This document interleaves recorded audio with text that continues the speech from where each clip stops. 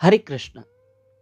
आज का विषय बड़े ध्यान से सुनना, लेकिन कल सोमवार 10 मार्च आमल की एकादशी है। एकादशी का व्रत करें और ब्रह्म मुहूर्त में उस दिन तो उठना चाहिए ना। एकादशी के दिन पूरी कोशिश कीजिए सुबह 5 से 6 बजे कल उठिए। यूट्यूब चैनल दामोदर दास पे लाइव रहकर हमारे साथ जप कीजिए, हरि कथा सुनिएगा। पक्का। 4 दोस्त थे, तो एक बियर बार में गए। अब आप बियर बार में तो आदमी को बियर, शराब यही सब मिलता है। तो 4 में से एक ने कहा चलो मैं तुमको आज पार्टी देता हूं। चले गए। अब वहां मांस मिल रहा है, नॉनवेज मिल रहा है, शराब मिल रही है, और तुम जितना दिल से खाओ। आज मेरा जन्मदिन है और मैं तुमको पार्टी दे रहा हूं, और तुम तीनों जितना दिल से खाओगे, जो भी बिल निकला मैं पे करूंगा, मुझे बिल देना।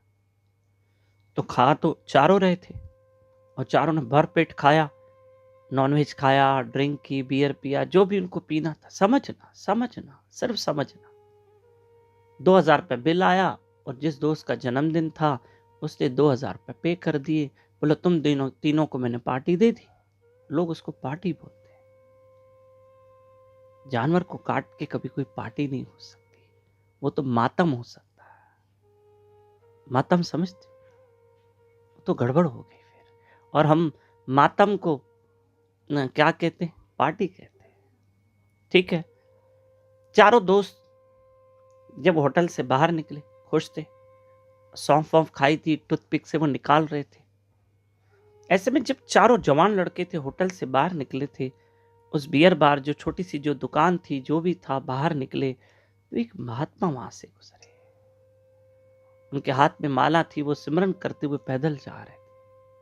साधारण सा जीवन था उस महात्मा का, गेरू वस्त्र थे। अचानक उसने ध्यान गया उस महात्मा की, ये 4 लड़के जवान ये शराब खाने से निकल रहे हैं। बार लिखा रहता है, शराब की दुकान, होटल, जो भी लिखा रहता है, बियर बार। वो चारों लड़के जब खुश होकर निकल रहे थे और आपस में कह रहे थे, मैंने ये दिल से खाया, मैंने अंडा दिल से खाया, मैंने फिश फ्राई दिल से खाई। महात्मा ने सोचा ये तो भी जवान है, और ये लोग मांस खा के आए, शराब पी कर आए। तो महात्मा ने उन चारों को रोका, बोले यहां। बोले बेटा, तुम इस होटल से निकले हो, बियर बार से निकले हो, और तुम आपस में ये भी बातें कर रहे हो ना कि मैंने ये नॉनवेज खाया, मैंने ये ड्रिंक की। एक बात बताओ, ये सब क्यों करते हो? क्यों ना करें, हम एंजॉय करें लाइफ। एक ने लड़के ने कहा हम क्यों ना लाइफ एंजॉय करें। दूसरे ने कहा अभी खा पी के मौज नहीं करेंगे तो कब करेंगे।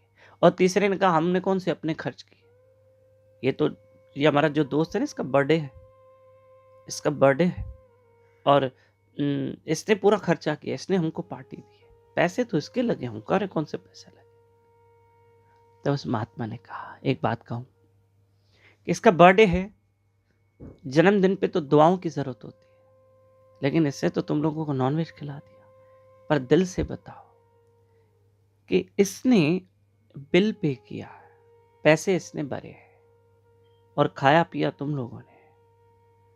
ये जो तुमने पाप कर्म किया, जब इसकी भोगने की बारी आएगी, तब ये तुम्हारी जगह भोगेगा या तुम तीनों भोगोगे? ये भोगेगा।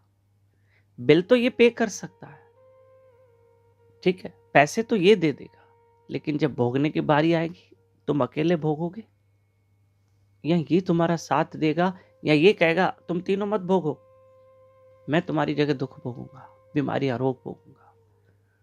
तो क्या ये भोगेगा? ये बताओ। तुम तीनों को अकेले को भोगना पड़ेगा, ये नहीं भोगेगा। इसलिए हमारे गुरु महाराज कहते हैं कि पाप करने में 100 पार्टनर मिल सकते हैं, लेकिन भोगने में कोई आपका पार्टनर नहीं होगा, हम अकेले होंगे।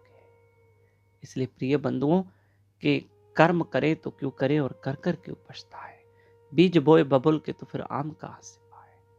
खूब भजन करो।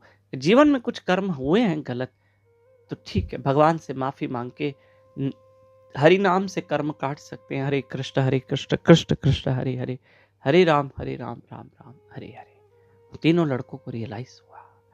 ठीक है, आज की कथा को विराम। हरे कृष्ण।